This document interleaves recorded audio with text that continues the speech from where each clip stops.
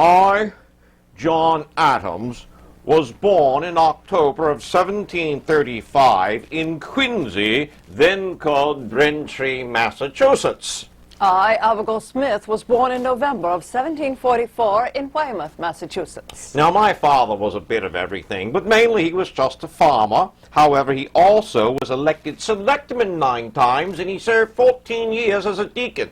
My father was a pastor for 45 years in Weymouth, and my mother was a Quincy.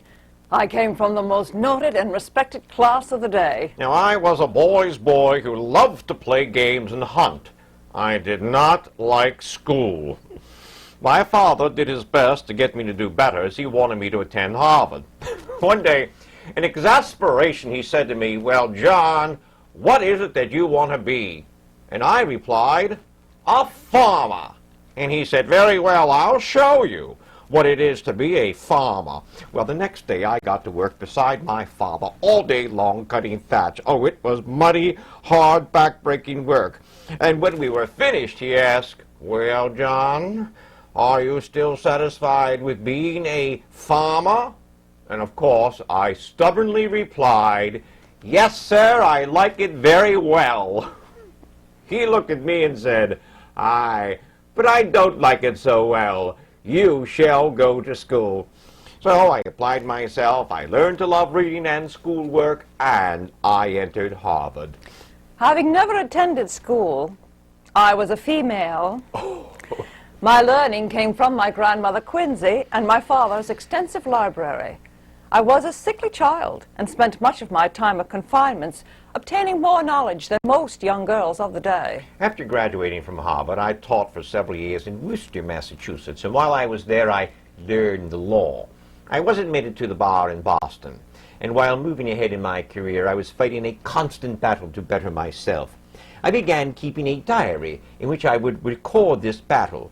One day, I would enthusiastically write, "I am resolved to rise early, study my Bible, and read the classic authors." But then later I would have to record, "I spent the day in idleness and in pursuing the young ladies." Ballast is what I want. I just totter with every breeze. As it was, Abigail would be my ballast. John first arrived at our home accompanying his friend, William Crouch, who was courting my older sister. Soon John began to court me. "Miss Adorable, give the bearer as many kisses in hours of your company as he shall demand, and charge them to my account."